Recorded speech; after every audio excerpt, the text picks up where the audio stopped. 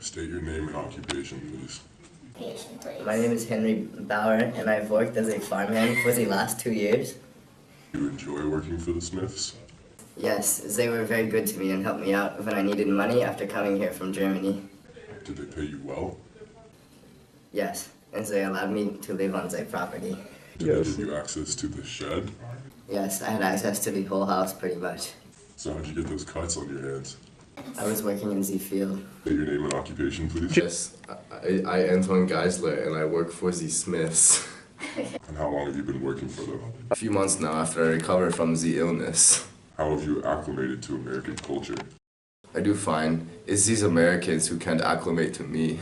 What does that mean? People pretend they can't understand me. The Smiths, some of those people? Yes, he pretended that he needed Henry to translate, and my English is just as good as his. Does that upset you? Yes, he mocked me. So how did you get those cuts on your hands? These? I got them from working in the field. Where were you last night? And where were you last night? I had the tea with the Smiths, and then I left. State your name, please. Mary Ann Abbott. How did you know the Smith family? I'm Mrs. Smith's niece, and about a year ago, they hired me as their maid. Where were you at the time of the crime? I left the Saturday before the crime to visit my mother. I didn't get back until my usual time Monday morning. You lived in a farmhouse with Anton, so you probably both know where the Smith's valuables are. There was some money in Mr. Smith's chest, but I don't know if Anton knew about it. Did you overhear Anton say anything suspicious over the last few weeks? No, I haven't. Okay, thank you. State your name, please. Francis Curran. You were seen passing the Smith house near the time of the murder. What were you doing there? I always pass by their house on my Saturday and Sunday routes. Did you sell them anything last Sunday? No, they weren't interested in anything on that particular day. There were 6 fingerprints found inside the house. Both Henry and Anton's prints were found on the murder weapon. However, only Anton's prints were found on the broken eastern window.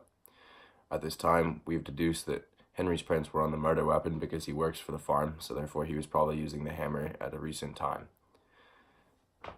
In the first diagram of the print from the east room window compared to Anton's known left thumb print, we can see a matching scar on the right sides of the prints, as well as a bifurcation towards the top and a matching bridge towards the bottom, among many other similarities. In the second diagram is the print from the hammer compared to Anton's known left index finger, as we can see a matching dot in the middle. We can see 2 matching hooks up to the upper right, and an identical scar on the far left. After analyzing all of the prints at the crime scene, it can be deduced that due to countless similarities among the prints, Anton is the most likely suspect. Throughout the house, there are 8 strands of hair that were collected. 2 were by the front porch, 2 by the money chest, 2 by the east room window, 1 by the tea table, and 1 by the front room floor. The 2 hairs that were found by the front porch looked like these 2. One was brown and had a continuous medulla and was straight, and the other one was black and had a continuous medulla as well, but had a curl to it. The 2 strands that were found at the crime scene matched 2 strands of hair from both Henry and Francis's hair. 2 hairs that were found by the money chest looked like these 2. One of the hairs was gray and had a fragmented medulla, and the other hair was brown and had a continuous medulla. The 2 hairs that were found by the money chest match both of the Smith's dog and Alexander Smith's hair. Alexander's hair would be the one with the gray hair and the fragmented medulla, and the dog would be the one of the brown hair with the continuous medulla. The 1 strand of hair that was found by the tea table in the front room is a hair that was gray with a curl to it and had no medulla at all. This hair matches the one of Rebecca Smith's hair because she also has gray hair, no medulla, and has a curl to it. Lastly, the hair found by the front room floor is brown hair with a continuous medulla but with a curl with it. This hair was concluded to be matched with Mary Ann's hair because it is also brown hair with a continuous medulla with a curl to it. So the two strands of hair that were found by the east room window looked like these two. One of the hairs was a gray hair with a curl to it that had a fragmented medulla, and the other hair was blonde with a continuous medulla and was straight. These two hairs match up with both Alexander Smith and Anton's hair. Alexander Smith is the one with the gray hair with the fragmented medulla, and Anton's is the one with the blonde hair with the continuous medulla, which is straight. After this investigation, we found that these three footprints were not found at the scene of the crime: Alexander, Mary Ann, and Rebecca. These three footprints were Anton, Francis, and Henry. Henry worked for Rebecca and Alexander Smith for 2 years. Here's his footprint. As you can see, there's a distinct sole pattern, and this was found by the front porch. Francis worked for the Smiths for 3 years. Here's his footprint. This was also found by the front porch, and you can see that the top of his shoe was rounded. Anton was the newest worker, and his footprints were found outside the east window, which had been broken into, which is how it is suspected that he got into the house, and also near a workshop where he could have possessed a weapon. Rebecca Alexander and Anton's DNA were found within the house. This makes Anton a probable suspect because his footprints were also found on the east room window, which is an easy escape route to come in and out to kill Rebecca and Alexander Smith.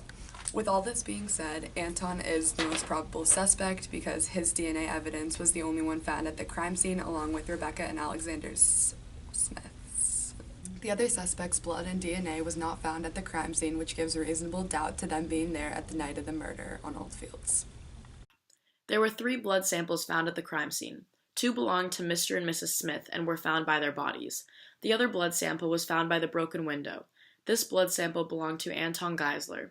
This shows that Anton broke into the east room through the window and injured himself in the process. This is why he is our main suspect. Mr. Smith had 3 wounds on the side of his head. They were consistent with that of wounds inflicted by a heavy object such as a hammer or tool. He had another wound on the top of his head that must have been inflicted while he was lying on his back, showing that he was initially hit and then hit again once he fell to the ground. Mrs. Smith had 2 wounds on her forehead and 4 in the posterior of her head. Those wounds were also consistent with being inflicted by a heavy tool.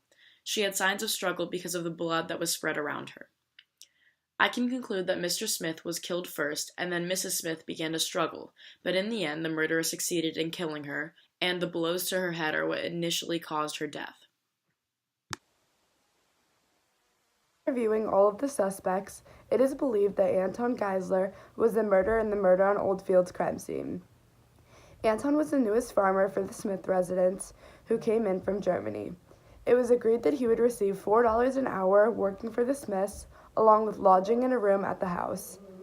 Since he was the newest farmer, he had the opportunity to commit this murder by having access to all the tools in the shed, along with the house at his access leisure. His mode for killing the Smiths was the hammer, along with entering through the east room window. His means for killing the Smiths is most likely assumed that he was not happy with Mr. Alexander Smith, as he tended to make fun of Anton's lack of speaking English. Therefore, after carefully considering and investigating the crime scene, Anton Geisler was the murderer in Murder on Oldfields.